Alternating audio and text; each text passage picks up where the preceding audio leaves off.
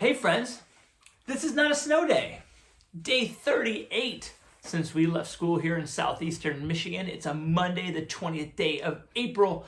The sun is shining, and we are still not living the life that we were living 4 months ago. So, welcome to my web series. If you're just joining us for the first time, we call it This Is Not a Snow Day because a snow day for a teacher and for students is when you can just press pause and just not do anything, and it's a freebie, it's a gimme.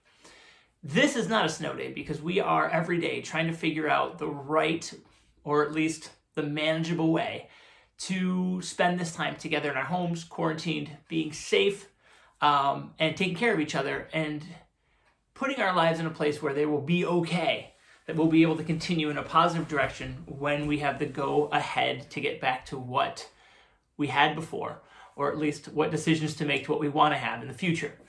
All that is to say that it's Monday, so let's start easy. Let's just kind of dip our toe into the pool a little bit. You ever been on a flight? Remember when we used to go on planes? Those were neat. And I remember as a young person, when you look at the emergency cards, they had like the masks and the seat belts and the trays and how the plane worked.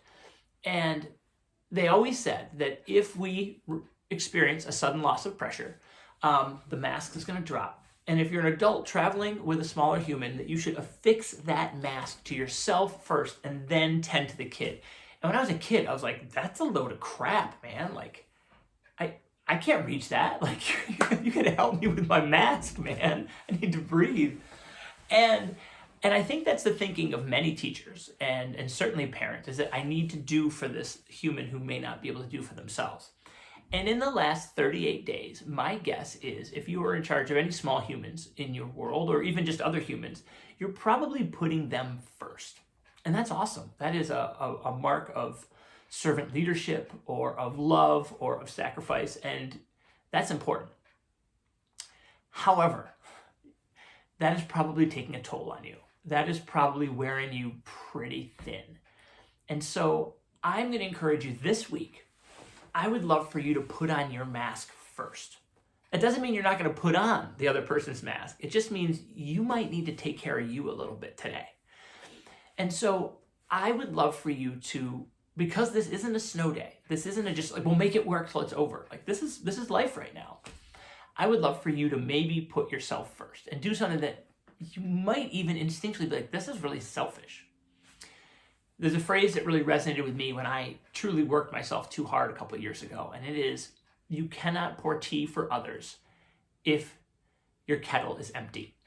Meaning that you need to make sure that you're intaking what you need in order to continue to give. And for those of us whose love languages are service or giving, or we want to be problem solvers, this is really counterintuitive, and it is vitally necessary. So maybe it's those workouts that you said you were going to do, but never quite got around to, because even though we're not doing a lot these days, we're doing a lot these days. Maybe it's a recipe you wanted to try. Maybe it's a walk by yourself. Maybe it's sitting in your car and listening to an old favorite podcast. Whatever it is, I want to give you that permission to take care of you so that you can continue to take care of others. And this is not a one-time thing. I don't want you to think like, oh yeah, I'm going to go to that one yoga class online. I'm going to do it that one time. Like, no. This is not a snow day. You need to figure out a way that in this new reality, you are taking care of yourself and getting what you need. Because in the end, you cannot sustain. And without you, the rest of the people who depend on you might kind of be in a tough spot, because eventually you're going to put their mask on. But first, you need to make sure that you've got what you need to breathe. So figure out in your schedule what is something that you need to do, that you would like to do, that's going to fill you up, that's going to fuel you, and then work with the people in your quarantine, copyright, that make that happen. If you need to sleep in, who's going to pick up that slack? A lot of us have just kind of accepted that this is the way things are, and we're just kind of plugging along in this day to day. And I would love for us to be a little bit more deliberate as we look at, all right, this is unsustainable. We need to switch this. Or, oh my gosh, this is totally working. Let's keep doing this. And now try this.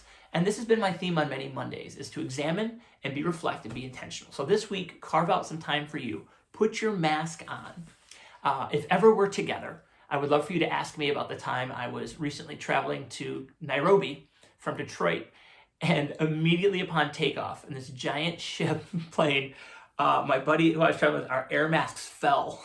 We both kind of looked at each other, and the thing was just like, bleep, just like kind of swinging, hit me in the head. And I'm looking around, and it's just ours. We're looking at each other, and yeah, it was fine. It was a malfunction. They had to switch seats, and I got upgraded on like an 8-hour flight. I didn't get the pod, but I was pod adjacent. There are seats in airplanes I didn't even know existed that have, oh man. Sorry, just had a little memory flash there. So, what should you take away from this? One, that I can get lost on a storytelling tangent pretty easily. And two, put on your mask so you can take care of others. Fill up your kettle so you can continue to serve. It's day 38. We got to have good habits, good practices, so we can get ready for the next 38 days. We don't know, but we do know that we need to take care of ourselves in order to take care of others. This is not a snow day. We'd love it if you subscribed. Love it when you comment. Let me know what you'd like to hear. Let me know what you'd like me to talk about. Just let me know what's going on out there with the world. Because you matter, you count, and you're going to get through this. Talk to you soon.